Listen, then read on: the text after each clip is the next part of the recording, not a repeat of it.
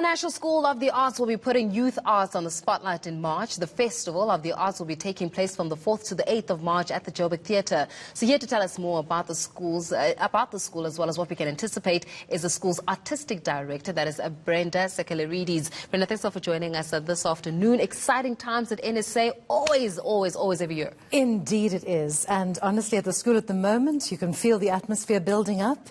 They're busy setting up exhibitions, final stages of rehearsal, and we really are ready for a magnificent Festival of the Arts 2020. And I mean, NSA has always been seen as an institution that one goes to if they seek to really take and launch their careers, especially when it comes to in the creative industries or in the arts in itself.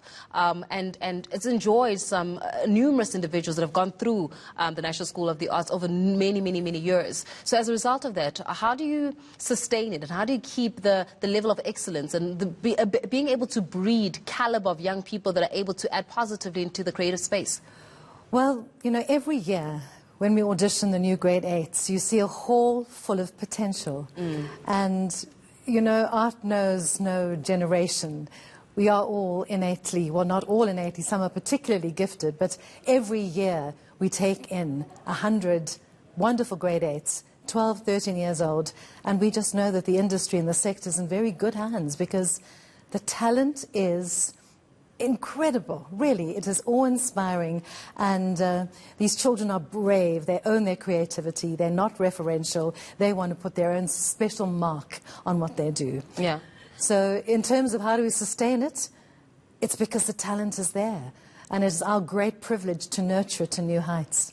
I mean, one would say that the National School of the Arts, I mean, even though it's still, you know, a high school, but it's more seen as like the Juilliard almost of South Africa, you know. Where do you go to get to learn the discipline of your craft? Because if you cannot own the discipline behind your craft, you can't actually sustain your craft. Indeed. I mean, discipline is absolutely key. Yeah. And the school does claim excellence. I mean, our motto is realizing dreams through excellence in arts and academics. There is one spotlight, and arts and academics both feature prominently in it, well, I mean, equally in that spotlight. Yeah. And it is classified as a school of specialization by the Gauteng Department of Education, and which means that every day they spend 2 hours on their specialist art subject, which is either art, dance, drama, or music. They elect one subject, you audition to get into the school, and then you work really hard. Yeah. Because you have to balance your academic time with your arts time, and it is all about the performing arts ultimately. The performing Let me ask you this, before we get into the festival as well as what we can actually anticipate.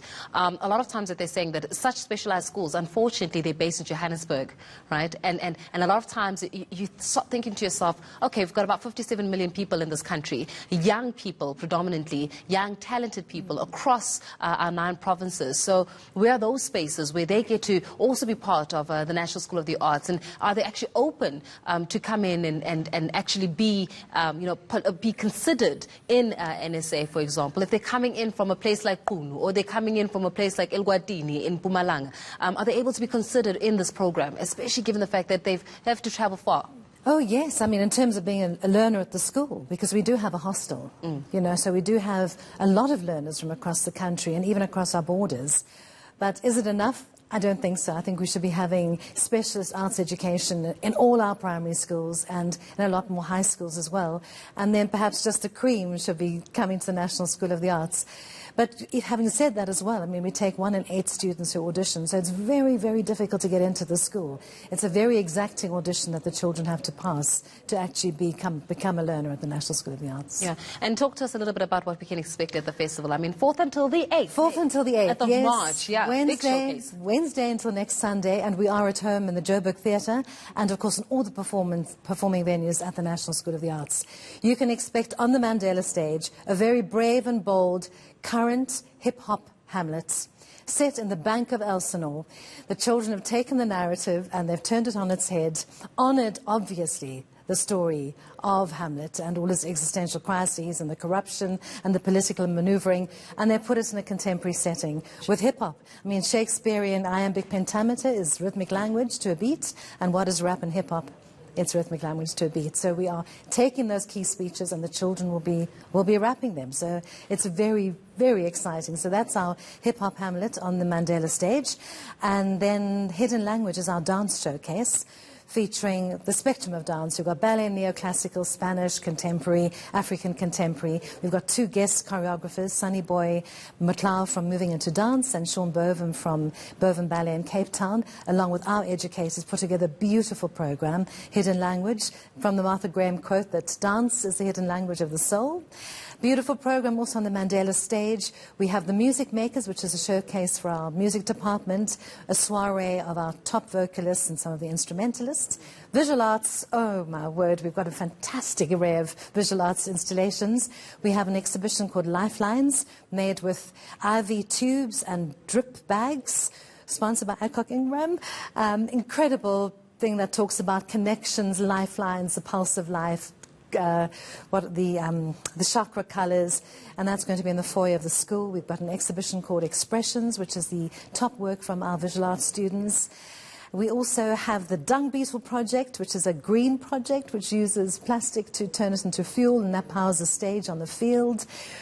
There is an array of things. Yeah. I would just urge people to look at our website where you can get to grips with what we're presenting next week. All the booking is through web tickets or through Joburg Theatre. Any queries, please just contact the school and we'll answer all those questions for you.